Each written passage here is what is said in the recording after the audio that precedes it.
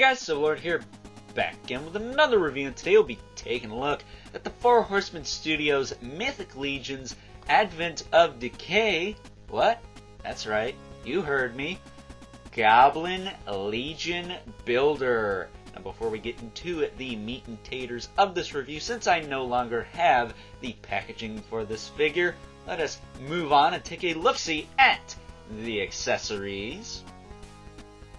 First up, the Goblin Legion Builder does include this more aggressive and gnarly looking orc-esque sword, which is all chipped and cracked and has bones in the hilt and handle. Looks really cool. Next up, he comes with this little battle axe with removable skull. I don't know what you want to call that, a trophy maybe? At the end of the day, it is a really neat looking accoutrement, to say the very least, and it should be worth noting that it actually fits onto the axe a little bit more snug than that of the skull that came with Lord Dragul all the way back in All-Stars 3 of last year.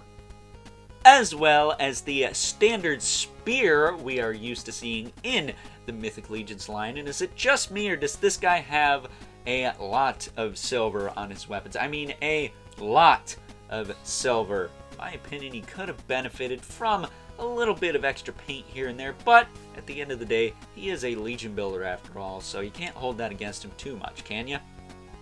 And last, but certainly not least, the Goblin Legion Builder does include a pair of shoulder pauldrons in the standard belt/strap piece we are used to seeing in the Mythic Legion's line, as well as this alternate head sculpt. And is it just me, or does this big old honkin' bulky helmeted head look a little silly on this spindly goblin body?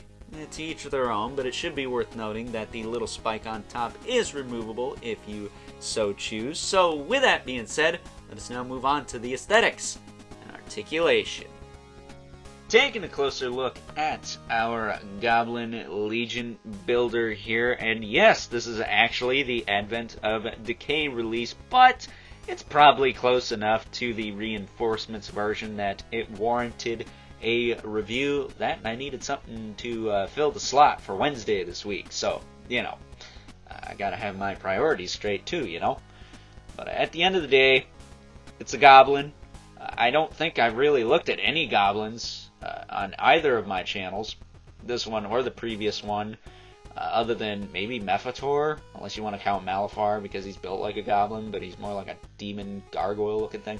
Either way, I haven't really messed with a goblin on the channel before, so while that sounds kinky and weird, that's not the point. Point is, got this Goblin Legion Builder here, and talk about an oldie but a goodie. I like the goblins quite a bit, but they're not my skeleton buddies in the Congregation of Necronominus. I mean, you guys know me by now. You know that there ain't anything topping that faction unless they just made a faction of characters that look like my original characters, which they kind of started to do with that Belphegor figure. If you missed that review, check that out if you haven't already. But this goblin here is pretty fun. I like the size, and that's what she said. But much like the bronze dwarf I looked at last week, it doesn't feel like you're getting ripped off here, even though he's like half a figure. So, you know. That, and I have him standing straight up, which Steve Bisciotti of the My Wife's Gonna Kill Me crew and Legions cast and Podcasters in the Universe can back me up on this. This is not how you properly stand one of these, okay? There is a science to standing up the goblins to look a little bit more interesting, I'll say. Not just straight up and down, which is fine. If you do that, it's fine, but it's just not as interesting. I'll get into that in a moment. But as far as articulation on this guy goes, his head will look up and down. Does tilt side to side a bit. His neck will rotate. His neck does jut kind of at an angle here, but you do get plenty of range in the head on that massive ball pig there that you can move it around freely. And he also has a hinge in the shoulder that goes out to the side like that, back down, swivel at the shoulder, hinge at the elbow, swivel at the elbow, swivel at the gauntlet, swivel at the wrist, hinge at the wrist. And since this is an Advent of Decay figure, he's going to be a little looser. Then step 1 to posing this guy the right way, in a mutual manila pose that is, crunch him down. Just do it all the way, like that. Tilt that head up, like so. And side note, he gets a really good crunch out of this diaphragm joint. Going forward anyways, back not as much, but forward he gets plenty of range. But you crunch him down like that. He's got a waist swivel there. Then as far as his hips go, they can kick out to the side, back down, forward and back. He has a thigh cut. Single joint at the knee, which you bend about that much. He's got a swivel at the knee too, but it's pretty hindered. I think most of the 2.0 guys, it's pretty hindered. He's got a swivel in the foot, hinge in the foot, peg holes at the bottom of the feet, or a display stand if you got one lying around. Don't worry about one of the 4 Horsemen ones. But getting this guy standing like this, I think this is the essential way to stand a Goblin figure.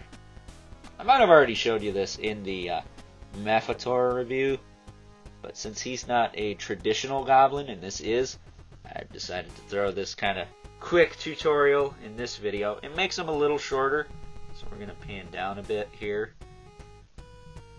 Just a tiny bit there. There you go. Let me adjust this a little. Yeah, that's too far. There. But you could see just how much shorter he is, but how much character this evokes. The hunch, the bent knees, he's looking up. Makes your other figures seem larger, first and foremost. I kind of do this with the dwarves too, a little bit. I kind of bend their knees slightly, so they have this hunched look. So I just think it looks tougher, really, than standing straight up and down. And again, there's nothing wrong with that, and arguably it probably takes up less space, but I do prefer this quite a bit. I think it gives him a ton of character, and it just makes him look a little bit cooler in my opinion. So with that being said, let us now move on and take a look at some size comparisons. First up, here's our Goblin Legion builder next to a couple other Goblin characters from the Mythic Legions line, Advent of Decay to be specific, Nubnik, and my personal favorite, Snag. Next up, here he is alongside a couple other Goblin characters also from Advent of Decay, King Noglin and Gonks. And last but certainly not least, we have our 2 regulars, Brother Mandibulus and 11 Spawn, who, spoiler alert, in case you missed the dwarf review last week, towers over everyone. I mean, what do you expect when a figure's half the size of the majority of the figures in a line, right? But with that being said, time to wrap things up. Some final thoughts. Overall, and much like I said with the Bronze Dwarf Legion builder last week, even though you're getting dang near half a figure with this little Goblin here, I still don't think you're getting ripped off. He comes with plenty of accessories in my personal opinion, and to be quite honest with you, you could do a lot worse for the price of 25 bucks. Dare I say, Marvel Legends. So, with that being said, I totally understand why lots and lots of people really love these Mythic Legions Goblin figures. They are a heck of a lot of fun, but to be quite honest with you, they are not my favorite thing from the line. You guys know me, you know I rock with the Congregation and Necronominus and all the bonehead skeleton men in that faction, so while I do appreciate the Goblins more so than I did before I had any way back during the Advent of Decay days, that is, they're not my favorite, but I understand why a lot of people like them. So with that being said, if you want to army build the crap out of these, more power to you, because that would look really, really cool, because there are plenty of options for Goblins right now, and most of the Goblins I think are still relatively affordable, even if they haven't received an All-Stars release, or they're not on BBTS anymore. So, with that being said, I hope you guys enjoyed this review. If you are so inclined, please don't forget to comment, like, subscribe, and hit the bell so you know whenever I upload more reviews like this one. If you haven't already, please hit me up on Instagram at Overlord Productions, as well as the Mythic Legions Cabal over on Facebook and or Instagram.